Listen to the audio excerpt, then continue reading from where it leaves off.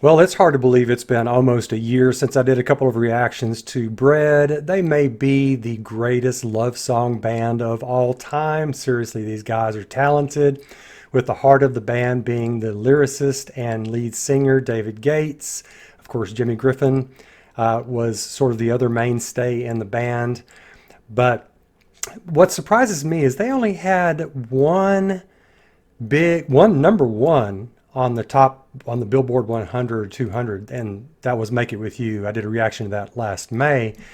But people evidently just weren't into love songs around 1970 when these guys hit it big. I guess Led Zeppelin was out, the Stones, the Who, the Beatles were finishing up, and all that. But I was into both. I love the hard rock, but man, I love the love songs. I was only 10 years old in 1970, but I still loved it. And of course, in the 1970s. Anyway, this is Aubrey. And I love this song ever since I first heard it in 1972 when it came out. I was 12 years old, and it came out on the Guitar Man album. But this song is so exquisitely written, and the background music with the strings are exquisite on it. David Gates' voice, he's got that velvet, soft, emotional voice that you believe he's been there, done that with love. And it's just extraordinary. One thing that's impressive about David Gates also is that he doesn't seem to use vibrato, which almost every singer does. And that makes his singing harder. It's more straightforward. And I think it's really nice. It really works. Anyway, this song, I just want to talk about the lyrics real quick before we jump in and talk about how poetic they are and even a little bit humorous at the beginning. I always get a smile on my face after the third line in the first verse on this song. So here's the first verse.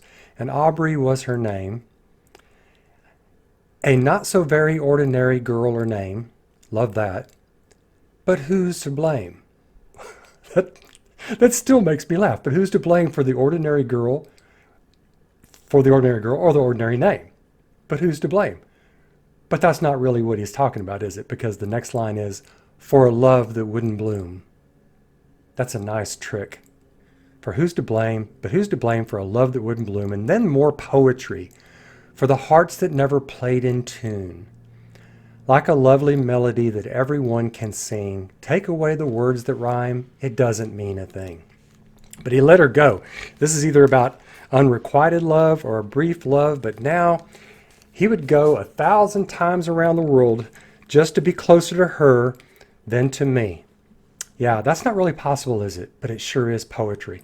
Anyway, let's jump into this and listen to these gentlemen, these, I would almost call geniuses, play this lovely song, Aubrey from 1972. So here we go. Just relax and enjoy the love, people.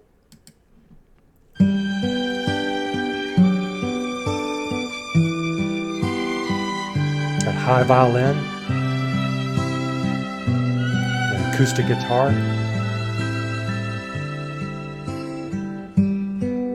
And Aubrey was her name. Now that voice. A not so very ordinary girl or name. You feel the love?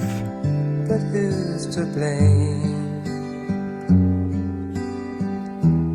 for a love that wouldn't bloom? I love how he lingers on love.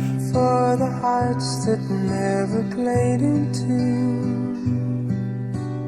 Like a lovely melody that everyone can sing.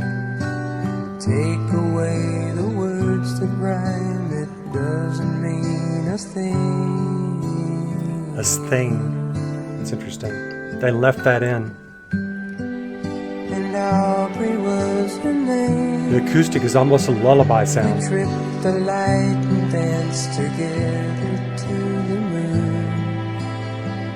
But where was June? No, it never came around. If it did, it never made a sound.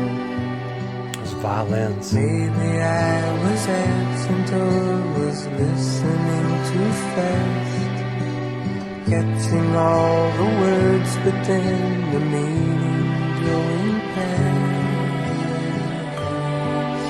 undulating. God, I miss the girl, and I'd go 1,000 times around the world just to be closer to her than to me.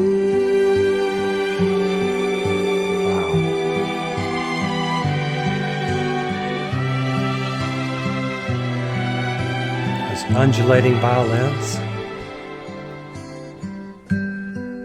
And Aubrey was her name. I never knew her, but I loved her just the same. I loved her name. Wish that I had found the way Lovely falsetto. and the reasons that would make her stay. I have learned to lead a life apart from all the rest. I can't have the one I want, I'll do without the best.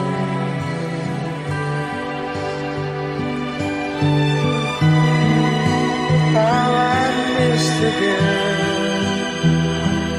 and I'd go 1,000,000 times around the world just to say she had been mine for a day. Gosh, wow.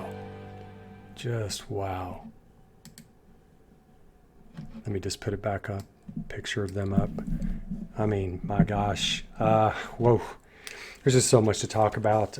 David Gates composes the music as well as the lyrics. And what a genius he is on all their songs, including this one. That undulating violin background on this to accentuate his voice. And then it ascends at just the right moments when your emotions are getting to you. And his voice, the falsetto that he does, and just his regular lovely velvet voice are amazing. And that little ding that came in occasionally, I was trying to think of what that was.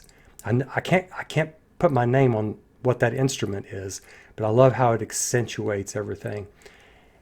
And I don't think there are any drums on this. You just have a little bit of bass, and the acoustic guitar is almost, like I said during the song, it's almost like a lullaby on this.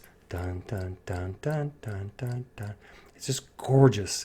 But really, it's the meaning of the world, of the words. He would go around the world, 1,000 times around the world, to be closer to her than to himself, to where he is. But I like the way he put that, closer to her than to me. Because you never can be closer to anybody else than yourself, but it's a nice exaggeration. Just love that. He's an extraordinary writer, David Gates. And of course, his voice is equal to his writing. It's just such a lovely love song.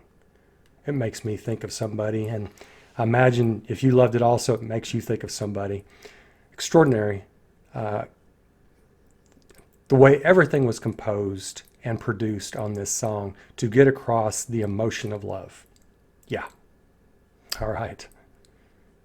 Okay, that's Bread from 1972. So I'll look forward to y'all's comments. Take care of yourselves. Bye now.